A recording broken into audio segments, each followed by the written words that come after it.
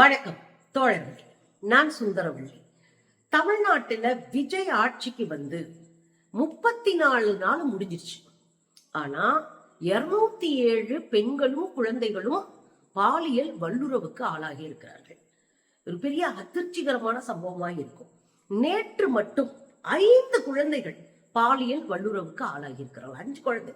அண்ணன் விஜய் ஆட்சிக்கு வர்றதுக்கு முன்னாடி அலர்ந்து விட்டார், பஞ்ச் டைலாக் அடிச்சாரு, மேடையில அப்படியே அத்து தள்ளி வேணும் அப்படி இது பண்ணுவாரு. ஆனா இப்போ சைலண்டா ஆளவே காணாங்க. கோயிலுக்கு போக, நேர்த்தி கடன் செலுத்த, டெல்லிக்கு போக, சீன் போட இப்படி தெரிஞ்சிட்டு இருக்கிறாரு. ஒரு முறை கூட காணொளி வாயிலாகவோ அல்லது நேரடியாகவோ ஒரு அறிக்கை மூலமாகவோ இத்தனை பெண் குழந்தைகளுக்கு பிரச்சனை இருக்கு, நான் சரி செய்யறேன்னு கூட வந்து நிக்கல. அப்ப தவறுகள் நடக்கும் போது அதை சரி செய்யாம அதை வேடிக்கை பார்த்துட்டு மௌனமா கடக்கிற ஒரு ஆள் தான் உங்களுக்கு முதலமைச்சர். ஸ்டாலின் ஆட்சியில அண்ணா பல்கலைக்கழக மாணவி ஒருவருக்கு பாலியல் சுரண்டல் நிகழ்வு நடந்த பிறகு பயங்கரமா கொந்தளிச்சாங்க, பயங்கரமா மக்கள் கொந்தளிச்சாங்க. அதுலயும் குறிப்பாக எதிர்கட்சிகள் கொந்தளிச்சாங்க. அதுல பாஜகவுல இருக்கிற அக்கா வானதி சீனிவாசன், குஷ்பு அக்கா, அக்கா தமிழிசை அக்கா அப்படியே உருண்டாங்க. அதிமுகவுல இருந்த நிர்மலா பெரியசாமி எல்லாம் அப்படியே கதறி கதறி கண்ணீர் விட்டாரு. இப்ப யாருமே வாயை திறக்கல.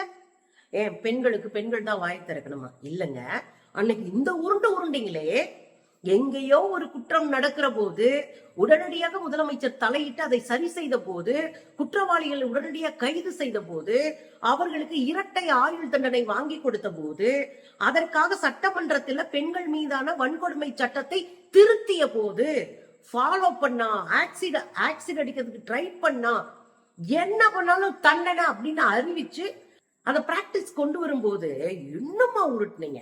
அதுல நம்ம மண்ணெல்லாம் வேற லெவலா உருட்டினாரு. அண்ணா பல்கலைக்கழகத்தினுடைய வேந்தர் யாரு? ஆளுநர்.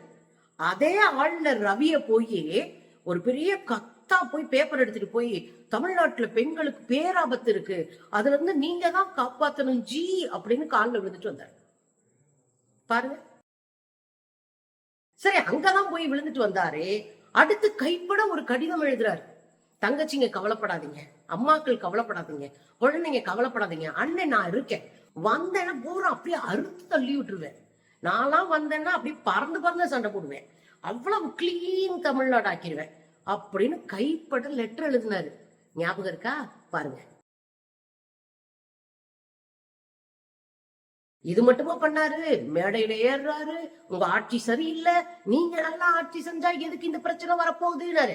எங்கோ ஒரு இடத்துல ஒரு பிரச்சனை நடக்கும் போதும் அரசு அதுல தலையிட்டு சரியான நடவடிக்கை எடுத்த போதும், பத்திரிகையாளர் மன்றத்துல அது குறித்து பேசிய போதும், குற்றத்தை ஒத்துக்கிட்ட பிறகு, குற்றத்தை ஒத்துக்கிறதுனா என்ன?